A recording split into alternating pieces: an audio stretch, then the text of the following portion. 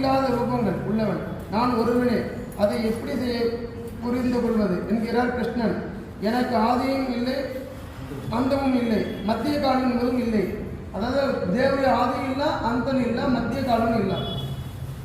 சமுத்திரங்கள், பர்வதங்கள், நதிகள், மரங்கள், நட்சத்திரங்கள், பாதாள லோகம், பூலோகம், கௌரலோகம், சுவரலோகம் போன்ற எல்லா லோகங்களிலும் உள்ள பொருட்களையும் ஜீவர்களையும் கணக்கிட முடியுமா? முடிவே இல்லாமல் அத்தனை ரூபங்களிலும் நான் நிற்கிறேன். அதனால் எனக்கு அனந்தன் என்று பெயர். ஸ்ரீ கிருஷ்ணர்.